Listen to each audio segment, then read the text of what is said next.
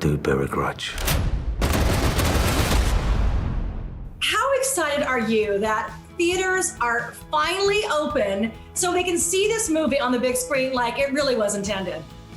Yeah, it's amazing. It's been a wild, 18 months, but it's really cool to see people going back to the theaters. I went and saw a movie the other day. I saw Mortal Kombat in theaters, and this movie is going to be awesome. I can't wait for people to see it. It's so cool, and it's meant to be seen, in the theaters. So it's pretty exciting. People are going to go see it. Absolutely. I mean, do you remember growing up the first movie that you saw in a theater setting that was that magical experience? Like, was there an action film kind of in the same genre that you're like, that's what I want to do for a living? That's a good question. I remember my mom taking me to see Hook with Robin Williams. And that was pretty, as a kid, that had some magic to it. I would say that. I mean, there's a long list of movies, but that's one of them. See, for me, it was the volleyball scene in Top Gun for other reasons, but you know what? I mean, it was magical on another level. That's another story. By the way, I mean, let's talk about this part because people and fans are going to see you in a whole new light. I mean, is it true they say like it's kind of like it's good to be a little bit bad once in a while? It's good to be bad. It's good to be bad. It was really, really fun character to play, to explore,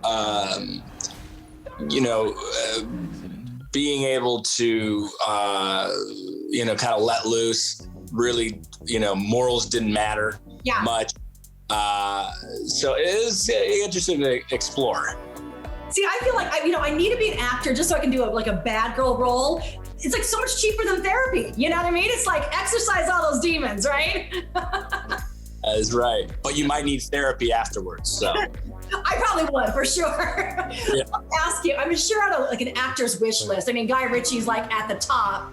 So getting to work with this masterful filmmaker, what was something on set that surprised you the most about his process that you didn't expect or was especially inspiring? Every day is a surprise. You don't know what's going to happen. So you can prepare as much as you want. But when you get to set, he might tell you, that scene you prepped and and rehearsed, we're not doing it. That's not happening anymore. Here's a new scene.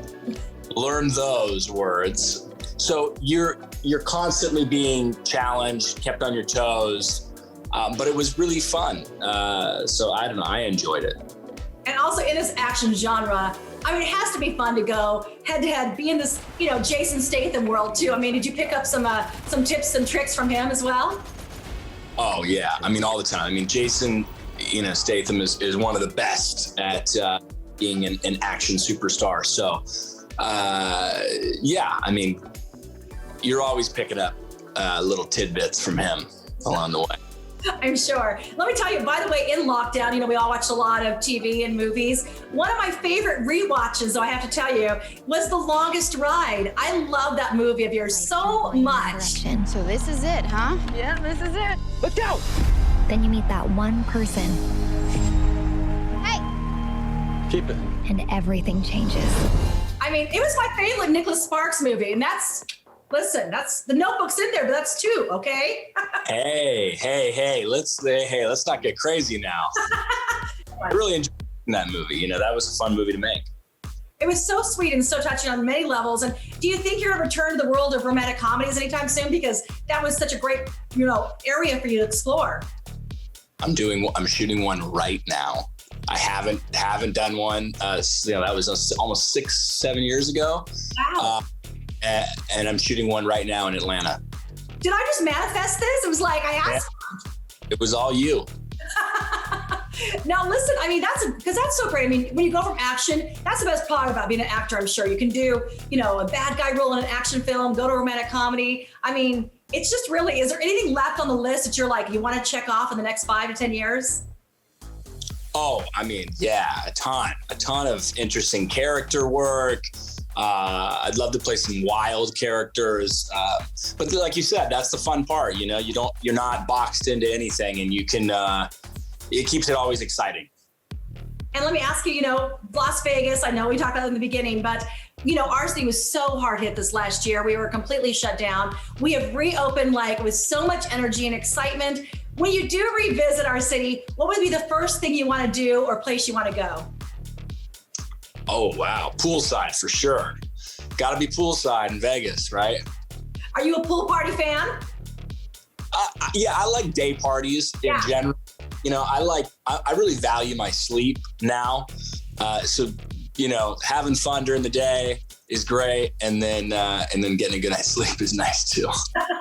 And boy, do we have some day parties here. And by the way, new headliners like Luke Bryan, Katy Perry, Carrie Underwood. So lots to do and see. But listen, thank you so much for the time today. And this is going to be so entertaining. It's a kind of popcorn film people need to go to, escape, and just go back, watch it with others safely in a theater. Yep, that's it. You said it. Well, listen, Scott, thank you so much for your time and have a wonderful weekend, okay? You too. Take care, sir. Bye-bye. Bye.